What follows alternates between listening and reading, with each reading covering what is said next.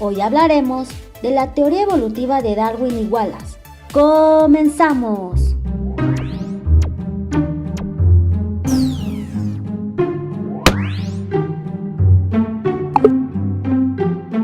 Esta historia te va a encantar, ya que es una historia que trata sobre la idea tal vez más poderosa que se le haya ocurrido a una mente humana. Y esa idea es la evolución a través de la selección natural. Y el genio que la tuvo es nada más y nada menos que Charles Darwin, a quien vamos a recibir con un fuerte aplauso.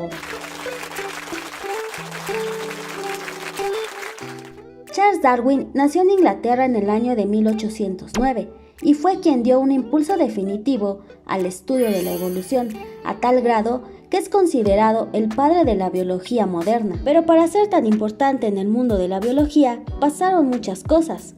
Todo comenzó cuando zarpó del muelle de Inglaterra un barco llamado HMS Beagle. ¿Y quién crees que iba a bordo? Así es, con tan solo 22 años, tuvo la oportunidad de conocer otro mundo. Sí, ya sé que no se ve de 22 años, pero imagínalo, no me iba a poner a hacer otra caricatura a medianoche. Bueno, continuamos con este tema. Así es, él tuvo una invitación única en la vida, un viaje alrededor del mundo. Este viaje duró más de 5 años, hasta que llegaron a un conjunto de islas situadas al oeste del Ecuador, conocido como las Islas Galápagos. Y fue en esta isla misteriosa, bueno, no era misteriosa, pero fue en esta isla donde comenzó a estudiar y a experimentar con un grupo de aves llamadas pinzones, las cuales mostraban diferencias en las formas de sus picos, debido a las diversas formas de alimentación, relacionándolo inmediatamente con la adaptación. Y después de varios estudios, lo llevaron a explicar que las especies adaptadas se reproducían y sobrevivían en mayor número que las menos adaptadas. Además llegó a la conclusión de que los seres vivos han cambiado a lo largo del tiempo. Ahora quiero que recibamos con un fuerte aplauso a Alfred Wallace. Él fue un naturista inglés y al igual que Darwin, se sumergió en un viaje recorriendo gran parte de América del Sur y Malasia, pero como resultado de un viaje al Amazonas, afirmó que toda especie surge en coincidencia de tiempo y espacio, y estos dos tienen una estrecha relación, por lo que él propuso de manera independiente a la selección natural como el proceso que podía explicar el origen de una especie. Y en el año de 1958, cuando imprevistamente sufría un ataque de malaria, se le ocurrió la gran idea de la supervivencia del más apto. Wallace llegó a conclusiones similares a las de Darwin. Incluso le envió una carta, donde Darwin terminó de cuajar las ideas que tenía en su cabeza, y así lo hizo el naturista más famoso de la historia.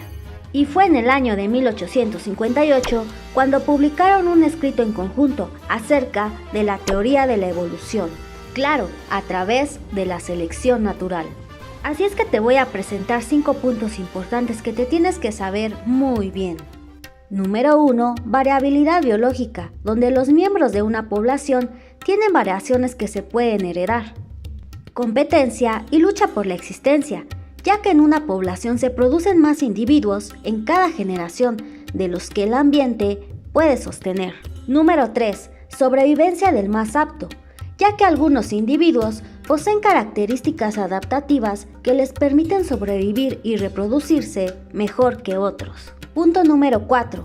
Una porción cada vez mayor de individuos en las generaciones posteriores poseen características adaptativas, es decir, cada vez va mejorando la especie, pero esto es poco a poco a través del tiempo. Y punto número 5. El resultado de la selección natural se va a ver reflejada en una población adaptada a su ambiente local. Y así es como surge la teoría evolutiva de Darwin y Wallace, o Wallace y Darwin.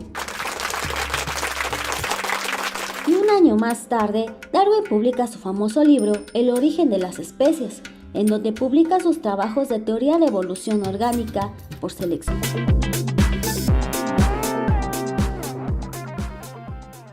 En el video de hoy abordaremos los mecanismos de evolución, entre ellos deriva génica, flujo génico, mutaciones y la ya muy bien conocida selección natural. Todos los cambios que han transformado a la vida en el planeta hasta llegar a la biodiversidad que existe hoy han sido resultado de diversos procesos que nombramos como mecanismos evolutivos. Con los avances en los estudios de la genética de poblaciones y la biología molecular, se han entendido que los genes de las poblaciones juegan un papel central en la evolución. Recordemos que la evolución se define como conjunto de cambios en las frecuencias alélicas en una población a través del tiempo. La palabra alelo será usada en este tema, así que debemos recordar que los alelos son una versión particular de un gen. Son las alternativas que hay disponibles para un rasgo en particular. Por ejemplo, en el gen del color de los pétalos de esta flor, podríamos mencionar los alelos para el color amarillo y azul. Ahora sí, comencemos. El mecanismo evolutivo más conocido es la selección natural. Sin embargo, no es el único mecanismo que produce evolución. De hecho, hablaremos de 4 mecanismos en total que cambian las frecuencias alélicas. Deriva génica, flujo génico, mutaciones y la muy conocida selección natural. Deriva génica. Es el mecanismo responsable del cambio aleatorio de las frecuencias de los alelos. La deriva génica puede llevar a incluso el incremento de la frecuencia de alelos que reducen la aptitud, ya que es un mecanismo que no está dirigido. La deriva génica se define como todo cambio debido al azar en las frecuencias de los alelos en una población. Los cambios en la frecuencia alélica producidos por la deriva génica no son adaptativos y con el tiempo se pueden fijar o perder alelos al azar. El efecto de la deriva es más pronunciado en poblaciones pequeñas. Esto es debido a que las desviaciones del resultado son evidentes cuando hay menos registros. Es como cuando lanzas una moneda al aire solo 3 veces. Pues no podemos descartar que en tan pocos lanzamientos tengamos solo uno de los lados de la moneda en todos los lanzamientos y de paso pierdas tu moneda, así que no apuestes. Existen 2 fenómenos que pueden incrementar la probabilidad de que la deriva génica tenga un efecto significativo en una población. Estos son llamados el efecto fundador y cuello de botella. El efecto cuello de botella es la deriva génica producida por la reducción de una población, resultando en una población de sobrevivientes que no representa significativamente el acervo genético de la población inicial. Estos cambios pueden ser ocasionados por desastres naturales o por acción humana, como por ejemplo la caza excesiva o la sobreexplotación. Imagina que un huracán que azotó fuertemente la costa ha reducido drásticamente el número de integrantes de una población de aves. Este cuello de botella por el que han pasado puede ocasionar que su acervo genético no sea el mismo y no refleje el acervo original que tenían antes del desastre. Debido al azar, puede que algunos alelos desaparecieran o se hicieran menos frecuentes y por lo tanto tengan una proporción distinta que la que tenían originalmente. Por otro lado, si algunos representantes de una población se aislaran por alguna razón, dichos integrantes de la nueva subpoblación no serían necesariamente un reflejo genético de la población original. Este fenómeno puede ocurrir cuando se coloniza una nueva región. El efecto fundador puede explicar la observación de altas frecuencias de ciertos trastornos hereditarios en comunidades humanas aisladas. Por ejemplo, un pequeño grupo de 15 colonos llegaron a una isla para fundar un asentamiento británico en 1814. Uno de los colonos era portador de un alelo recesivo que ocasiona ceguera. Para 1960, de los 240 descendientes que vivían en la isla, 4 tenían la enfermedad. Aunque esta proporción te puede parecer pequeña, es realmente 10 veces mayor que la existente en el lugar de donde provenían los colonizadores. El flujo génico ocurre cuando los integrantes de una población migran a otra población y se cruzan. Este mecanismo introduce alelos de una población y los elimina de la otra. El flujo génico reduce las diferencias entre poblaciones y, si es lo suficientemente constante y extensivo, convertirá en una sola población con acervo genético común a las que originalmente eran dos poblaciones vecinas. Debes de tener en cuenta que el flujo génico no solo se da cuando los individuos se mueven, sino también con los gametos fértiles, como pasaría con el polen que es transportado por algunos insectos y polinizadores. Una mutación es el cambio en la secuencia de nucleótidos del ADN de un organismo. La mayoría de mutaciones ocurren en las células del cuerpo que no son reproductivas, conocidas como células somáticas. Únicamente las mutaciones que ocurren en los gametos, que son las células reproductivas, pueden heredarse a la descendencia. Este mecanismo introduce continuamente alelos nuevos a la población. Las mutaciones son entonces la base de todas las variaciones heredables. Los alelos que son creados por mutaciones pueden ser beneficiosos, dañinos o simplemente carecer de efectos sobre la aptitud. La coloración de caballos salvajes son resultado de mutaciones heredadas a lo largo de varias generaciones. Otro ejemplo de mutaciones lo encontramos en los ancestros remotos de los mamíferos, que tienen un único gen para detectar los olores. Estos se han ido duplicando y como resultado de esto, los seres humanos tenemos cerca de 1000 genes de receptores olfativos. Este aumento en los genes tuvo un papel importante en la evolución y se ve reflejado en la información genética. Este es un ejemplo de mutaciones que alteran el número de genes. El mecanismo conocido como selección natural no es el único responsable de la evolución, pero sí es el único que por sí mismo puede resultar en adaptación.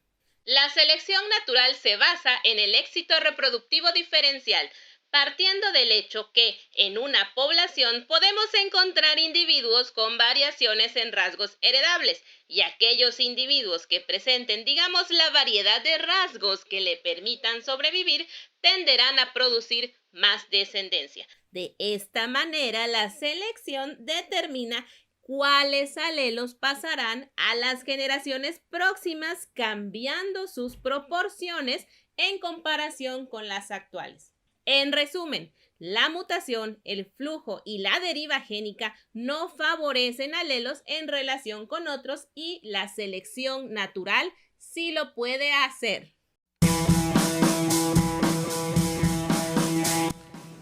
Cuando definimos los conceptos de evolución, entendemos que son cambios acumulativos en grupos de organismos a través del tiempo. Pero, ¿cómo podemos comprobar que estos cambios han ocurrido a lo largo de la historia natural de las especies? ¿En dónde podemos encontrar evidencia de la evolución? Algunas pruebas las podemos encontrar en el registro fósil, en la anatomía comparativa, en la embriología comparativa y en la bioquímica comparativa, así también como en la distribución geográfica de las diferentes especies. Los fósiles nos dan la idea de las especies que vivieron hace millones de años y también nos permiten vislumbrar los cambios evolutivos y también que algunos organismos se han mantenido durante su historia natural. Los fósiles son cualquier indicio preservado de un organismo. La paleontología los usa como objeto de estudio para interpretar cómo era la vida hace millones de años.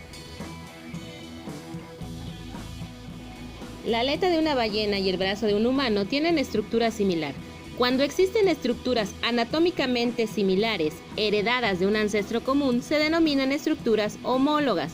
La evolución menciona que es mucho más probable que las partes del cuerpo sean modificadas de otras ya existentes, en lugar de ser generadas por completo de nuevo desde cero.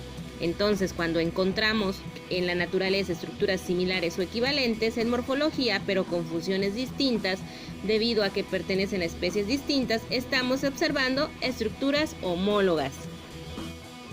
En el caso que las estructuras tengan funciones equivalentes, pero morfología muy distinta, como las alas de la mosca comparadas con las alas de las aves, estamos frente a estructuras análogas. Las estructuras análogas nos evidencian que vienen de ancestros distintos, pero que existe evolución hacia el mismo tipo de función.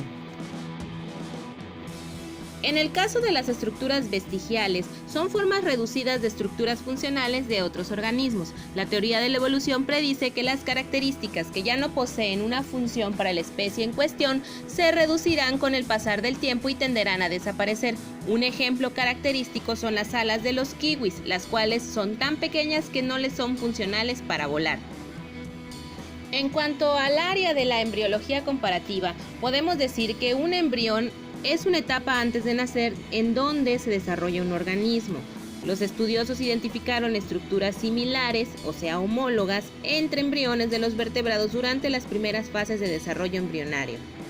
Estas estructuras más adelante se desarrollan y cambian, así como se especializan de acuerdo a el organismo en cuestión.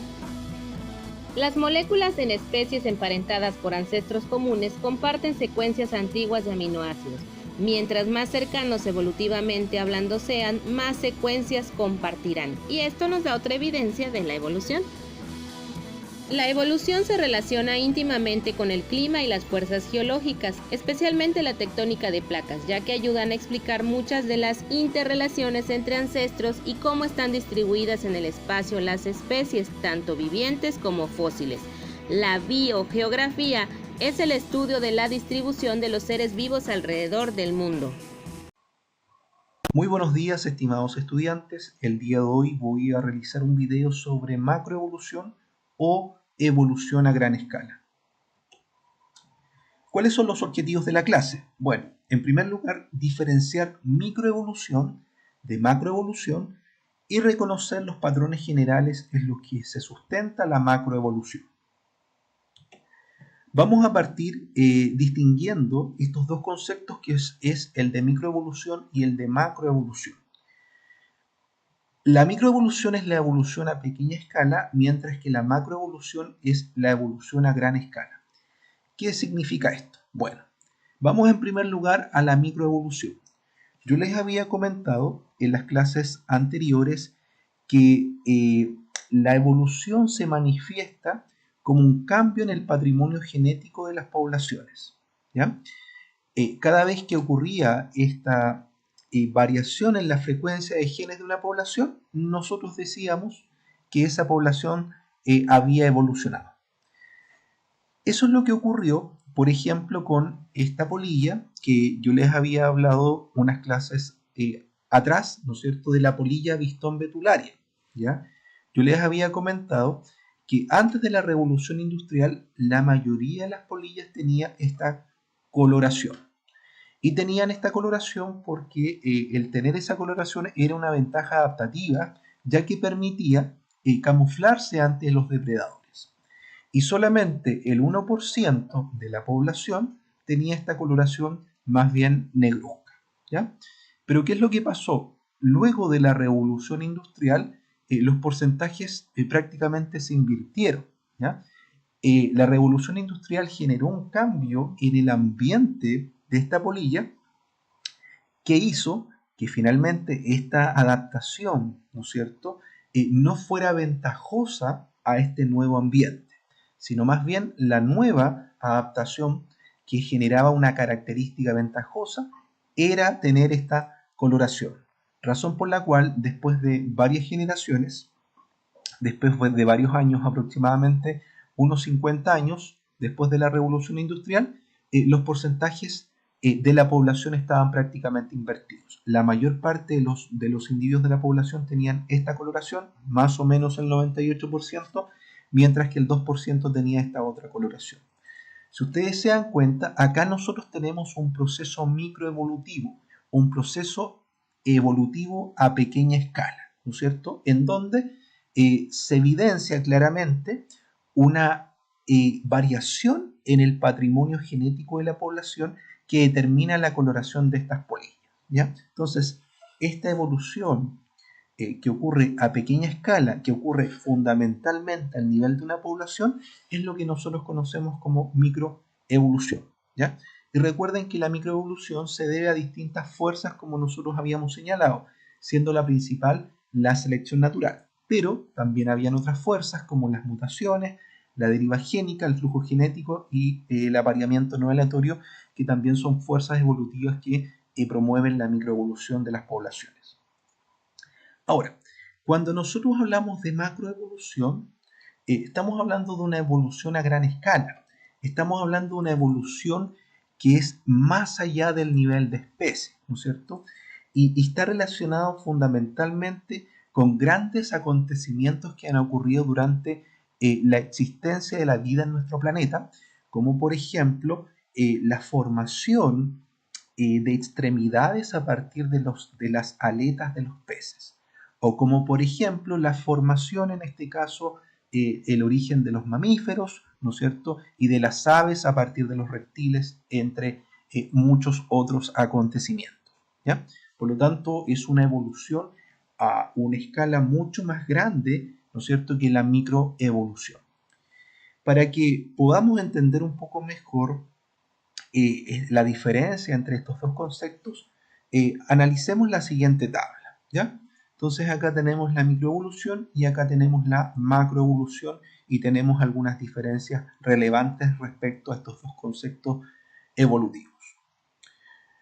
Bueno, como yo les había comentado, la microevolución ocurre a nivel de especie, particularmente a nivel de población, y se evidencia cuando hay un cambio en el patrimonio genético de una población, debido a las fuerzas evolutivas que nosotros estudiamos con anterioridad. En cambio, la macroevolución ocurre sobre el nivel de especie, ¿no es cierto? La microevolución ocurre a través de varias generaciones, ¿no es cierto? En cambio, la macroevolución ocurre a través de un periodo de tiempo más largo. Estamos hablando de periodos mucho, pero mucho más largos, ¿ya? Esto, por ejemplo, lo que yo les comenté acá, esto se generó en 50 años, pero este proceso, ¿no es cierto?, probablemente debieron existir miles y cientos de miles de años en producirse, ¿ya? La microevolución ocurre debido a la mutación, a la deriva génica, al flujo genético y a la selección natural, como yo les había comentado, ¿cierto? Mientras que la macroevolución ocurre debido a la extensión de los procesos microevolutivos a través del tiempo. En definitiva, la microevolución, estos cambios pequeños en las poblaciones, se traducen a un nivel, ¿no es cierto?, macro, cuando lo miramos.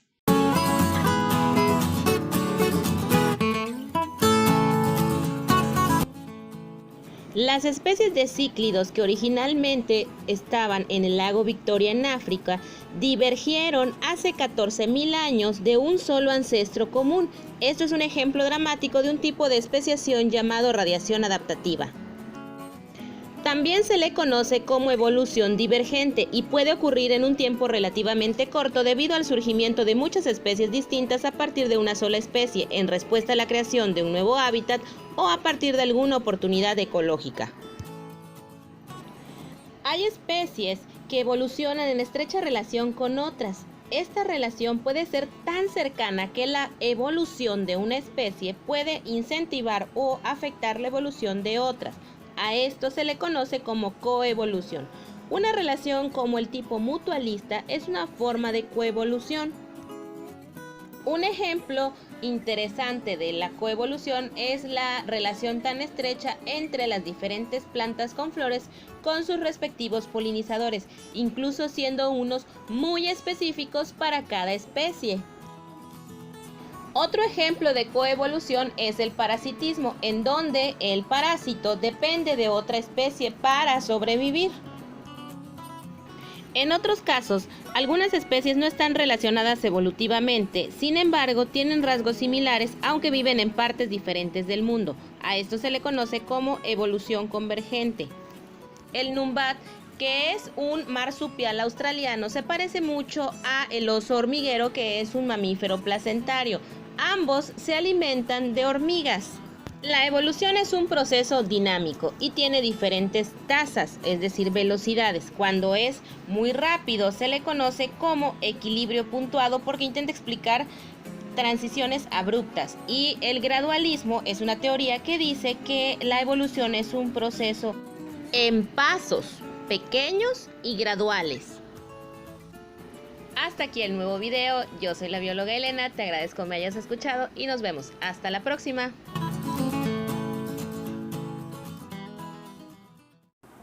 Las ardillas del Gran Cañón son preciosas. Mira esta ardilla Kaibab y esta es la ardilla Albert.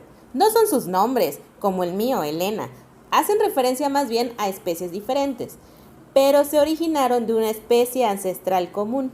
Acompáñame y descubramos cómo pasó.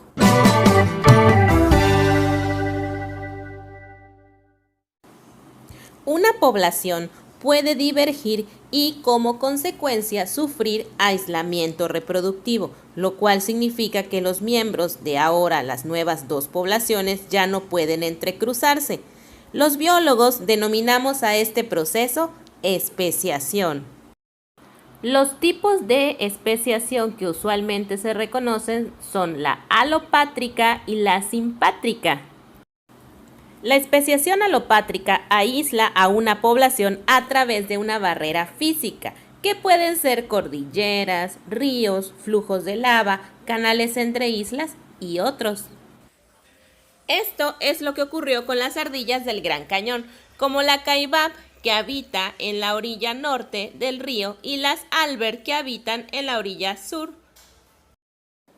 La especiación simpátrica da origen a una nueva especie sin necesidad de que exista una barrera. De hecho, las poblaciones coexisten durante el proceso. Este es resultado de la especialización ecológica debido a la presión selectiva diferenciada. Un ejemplo de este tipo de especiación es el proceso que originó a las moscas de las manzanas. Estas moscas tuvieron un antepasado que se alimentaba de las majuelas, y cuando se introdujo las manzanas, algunas hembras de ese antepasado pusieron sus huevos en las manzanas. Adicionalmente, hay que considerar que los machos buscan pareja en el tipo de frutas que crecieron. ¿Qué resultó de todo esto? Bueno, las moscas que prefirieron desovar en las majuelas se aparean con otras moscas de las majuelas, y las moscas que prefirieron desovar en las manzanas se aparean con otras moscas de las manzanas, disminuyendo el flujo génico entre ambas poblaciones y resultando en aislamiento reproductivo y una nueva especie.